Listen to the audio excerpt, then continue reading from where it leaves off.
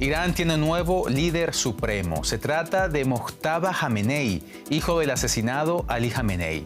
La información fue confirmada por medios estatales iraníes. Su elección tuvo lugar hace varias horas, pero por razones de seguridad su identidad no había sido revelada.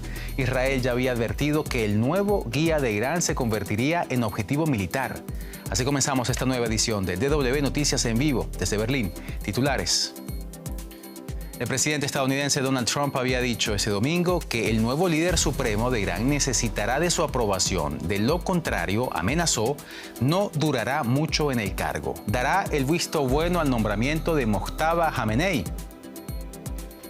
También el Líbano confirma que casi 400 personas han muerto desde el inicio de los bombardeos israelíes contra Hezbollah.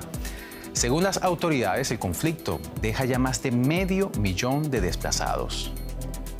Y más adelante, jornada electoral en Colombia para elegir a los nuevos miembros del Congreso y a 3 candidatos presidenciales en consultas interpartidistas. Esto de cara a los comicios para buscar al sucesor de Gustavo Petro en mayo. En breve nos iremos a Bogotá para conocer los detalles.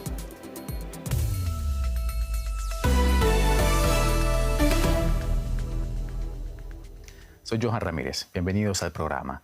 Irán ha designado como líder supremo al hijo de Ali Khamenei, asesinado el 28 de febrero durante los bombardeos conjuntos entre Estados Unidos e Israel. Se trata de Mojtaba Khamenei, de 56 años, quien se perfilaba como uno de los favoritos para ser elegido por los clérigos islámicos. El presidente estadounidense Donald Trump ya había descalificado a Khamenei durante esta semana, afirmando que es, citamos, un peso ligero. También dijo que quien fuese nombrado líder supremo de Irán estaría sujeto a la aprobación de Washington para poder permanecer en el cargo.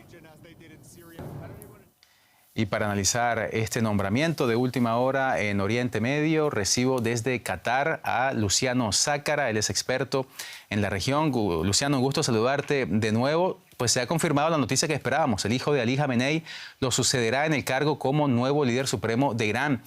Ante todo, por favor, háganos un perfil de quién es Mojtaba Khamenei, qué línea tiene y qué podríamos esperar de él.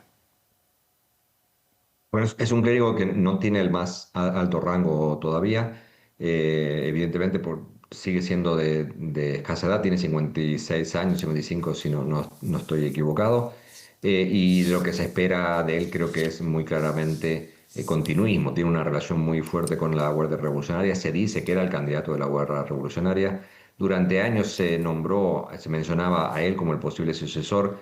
Muchos lo descartaban justamente porque Irán no quería ser una república hereditaria con un liderazgo hereditario. Yo tiendo a pensar que esto es básicamente para mostrar claramente o dar una señal muy clara a Estados Unidos que el continuismo es lo que va a predominar ahora, que no necesitan la aprobación de Estados Unidos y que Mojtaba va a ser precisamente lo mismo que estaba haciendo su padre, quizá incluso con una relación mucho más estrecha con la Guardia Revolucionaria que la que tenía su padre. Pero las palabras de Donald Trump han sido bastante categóricas. Había dicho que su aprobación será definitiva para que el nuevo líder supremo pueda permanecer en el cargo. Si Mojtaba Khamenei, como nos dice, entonces representa un continuismo en el régimen de los ayatolá, ¿qué podremos esperar entonces desde la Casa Blanca?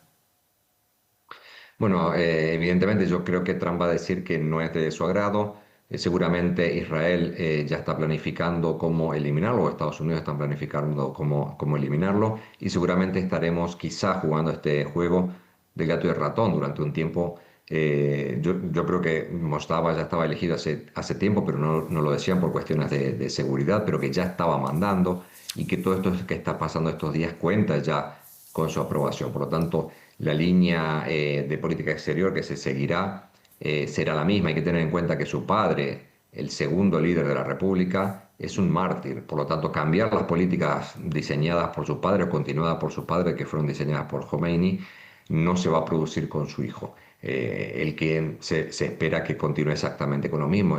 Por lo tanto, ya sabemos que Trump no va a aprobarlo. Evidentemente, Irán nunca pensó que necesitara de su aprobación.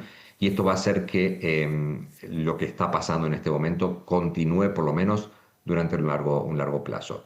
Trump no está de acuerdo con esto, quiere decir que va a seguir empujando hasta la destrucción de la República Islámica, lo mismo que está haciendo Israel, quizá con un espectro un poco más grande, si vemos los ataques que se han producido sobre la refinería.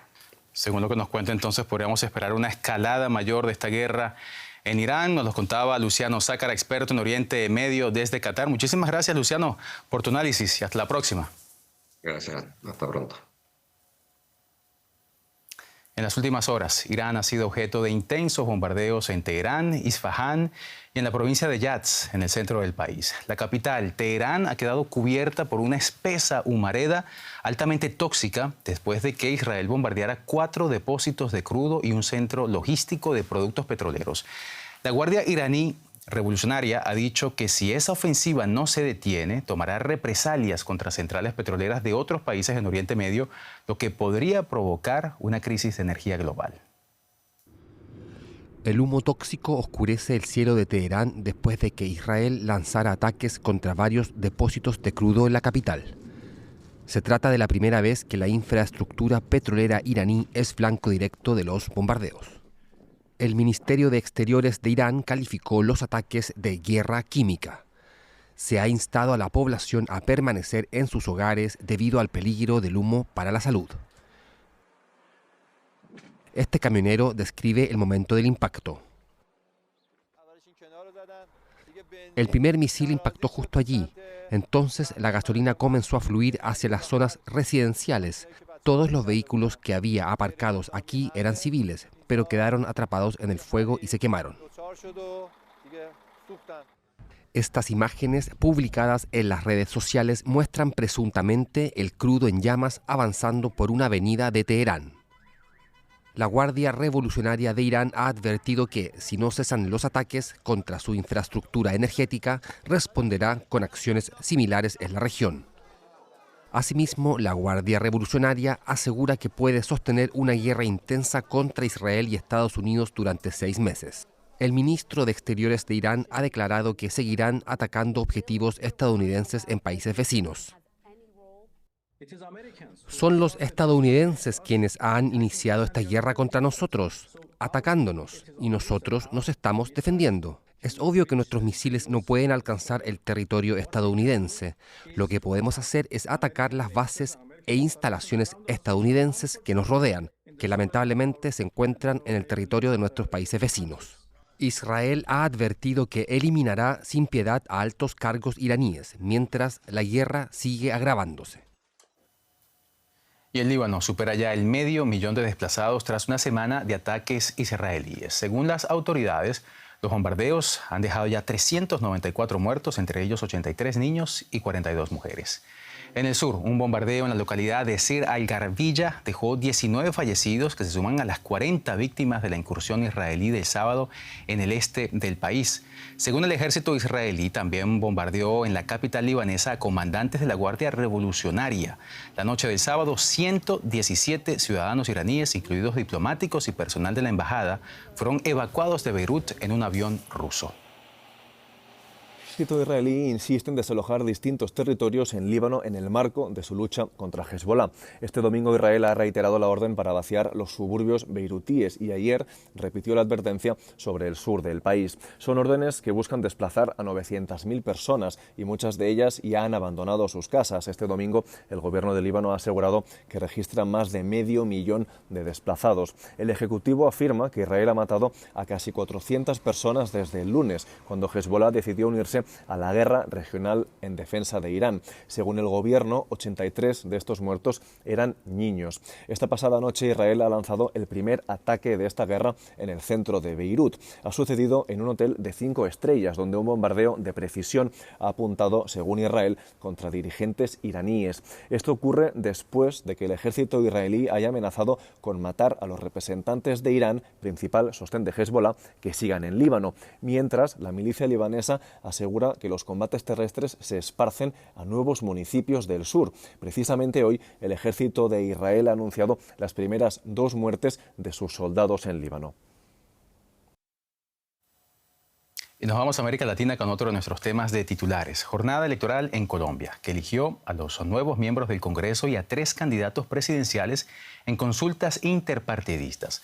Hace poco más de una hora cerraron los colegios electorales del país. Estas elecciones son un termómetro político para los partidos que conforman al actual Congreso y especialmente para la izquierda, que aspira a conservar el poder en las presidenciales del próximo mes de mayo.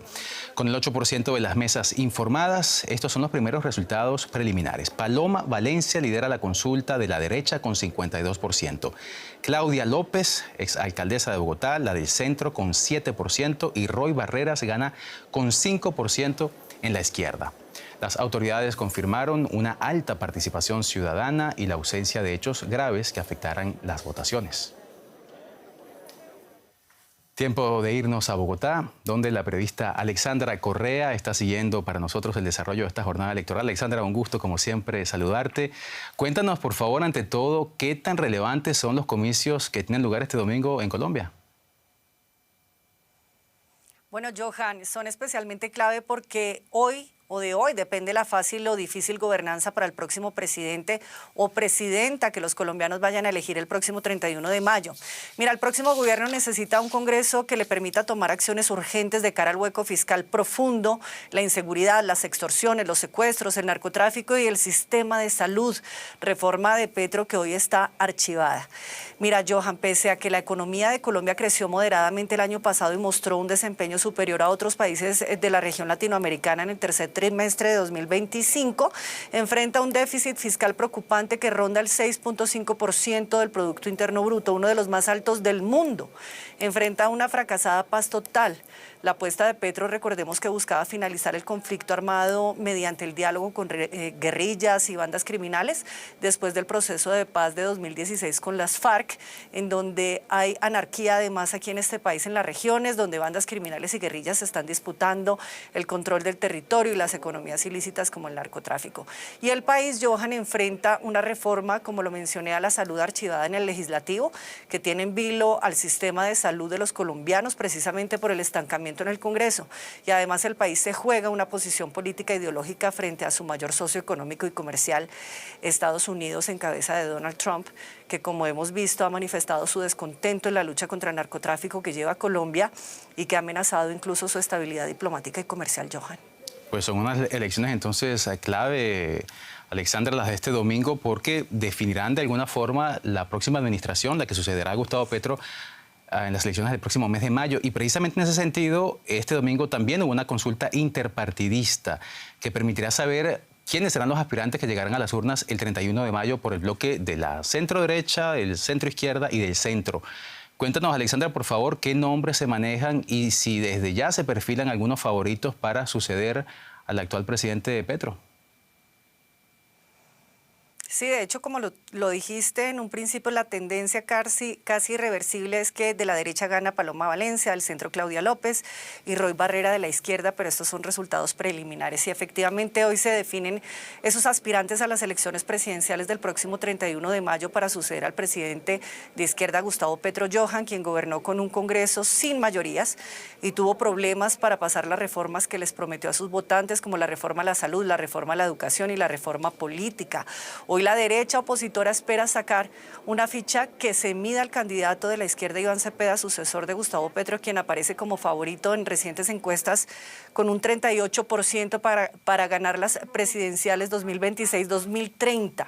Y el centro jugará como siempre un papel en desequilibrio final de la balanza. Ya veremos cómo finalizan estas votaciones legislativas que miden, como lo has dicho, ese pulso presidencial, Johan.